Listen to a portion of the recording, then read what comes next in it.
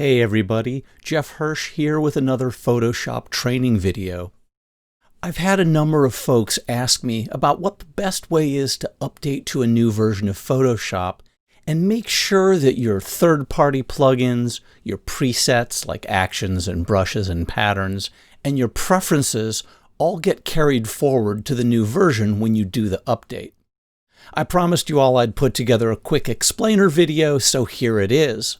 We'll talk about how to organize all of your Photoshop add-ons, how to back them up safely, and even how to downgrade to a previous version of Photoshop if a new release isn't working well on your particular computer. The first thing you need to know is that installation and updating of all Adobe programs is done via the Creative Cloud desktop application on your computer.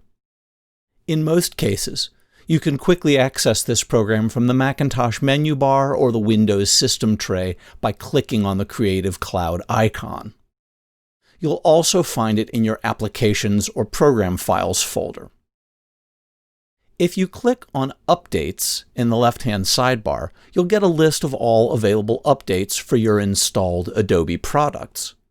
In this case, the description makes it clear that you are getting a major update from Photoshop 21 to 22 instead of a small 0.1 or 0.2 incremental update. Click the blue Update button next to Photoshop to install the new version on your computer. Major updates are when you are most likely to encounter a situation where you'll need to move some of your customizations over to the new version so they don't get left behind. Once you click the Update button, there are two options to configure. The first option tells the installer to import your previous settings and preferences. You definitely want to check that box. In most cases, the transition is seamless and all of your preferences and settings are the same in the new version. Plus, you'll still have your old ones as a backup in case anything is wonky in the new version. The other option is to remove old versions of the program that you're updating. Normally, I turn this option on as well, since I don't want multiple copies of Photoshop cluttering my hard drive. But if you're the cautious type, and you'd like to keep the previous version around just in case, then you might leave this unchecked. This will install the new version, but leave the old one in place. Click the Continue button and wait for the installation to finish.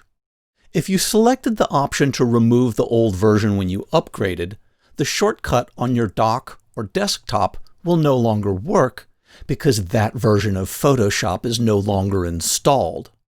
On the Mac, the dock icon will get a question mark over it, indicating that the old version is no longer there. You'll want to remove that shortcut from your dock or your desktop and replace it with one for the new version you just installed. The other thing that happens when you uninstall the old version is that any custom files will get left behind in the old application folder. This would be anything you added that wasn't part of the stock installation. So in most cases, you'll see two folders left behind, one called Plugins and the other called Presets. Mac users, you'll find these in Applications, Adobe Photoshop 2021. Windows users, you'll find these in Program Files, Adobe, Adobe Photoshop 2021. The Plugins folder holds some of the third-party plugins that you had previously installed, and the Presets folder is where you can organize and store all of your custom actions, brushes, patterns, layer styles, tool presets, and more if you use them. In fact, I keep all of my custom actions and brushes and patterns and styles within these folders instead of loose in my Downloads or Documents folders. This way, they stay all together with Photoshop, and I can find them quickly if I ever need to reload them. It also makes them easy to back up. And for both the plugins and the preset folders, you'll need to copy them into the appropriate locations in the newly updated version of Photoshop, which lives inside the Applications folder on a Mac and the Program Files folder on Windows. I open side-by-side windows for both the old and the new versions and just move the files from one to the other.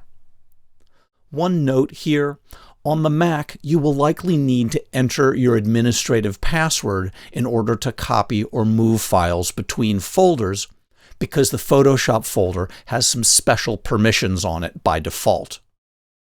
Start with everything in the Plugins folder and copy or move it all over to the new one.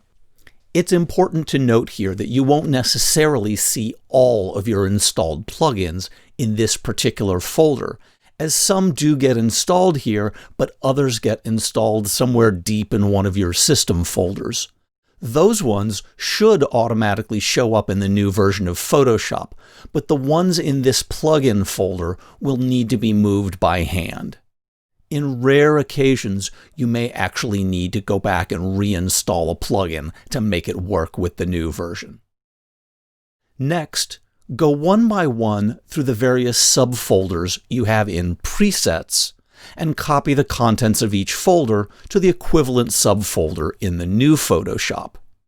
For me, this is always Actions, Brushes, Patterns, Scripts, Styles, and Tools.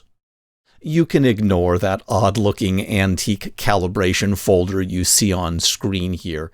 It contains all of the various color calibration targets I've collected over the last 35 years of working with Photoshop, and I just keep carrying it forward into each new version. As I mentioned, Mac users will need to enter a password to move or copy those files into each directory. Once you have done this for each folder, they should all be accessible and available for use with the new version of Photoshop when you launch it.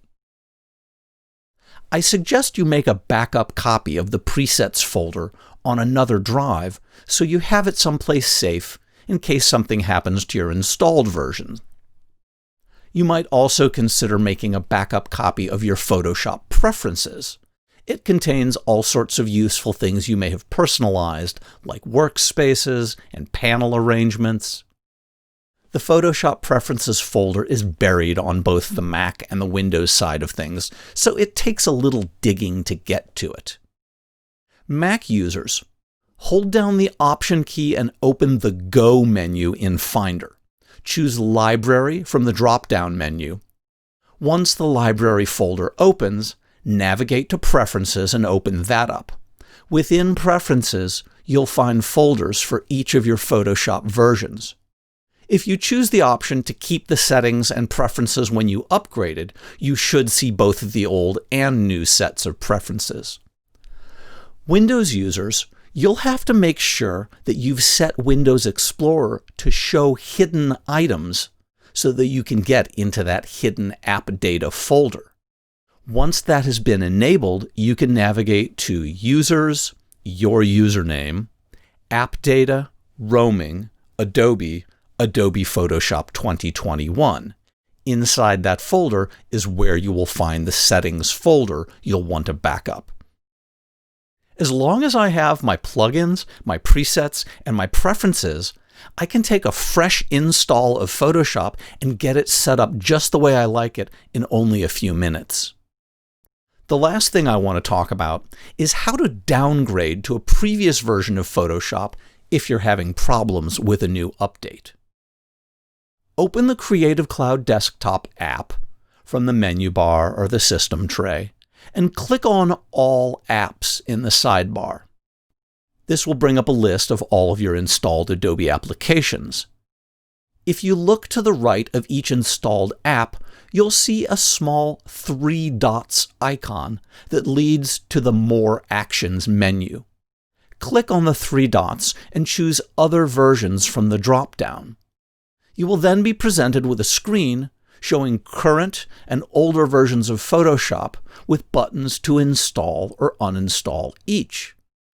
In this case, if you want to downgrade to the previous Photoshop version 21.2.4, click the Install button next to it. Note that this process will install the old version in addition to the new one, and it will not remove the newer version unless you deliberately choose to. So that covers the basics of upgrading, downgrading, and preserving your add-ons and customizations. If you have any questions or run into any problems doing this, you can reach me by email, jeff@jeffhirsch.com. And if you want to be the first to see any new videos, classes, workshops, and trip announcements, be sure to sign up for my mailing list by visiting my website, jeffhirsch.com. Thanks, and we'll see you in the next video.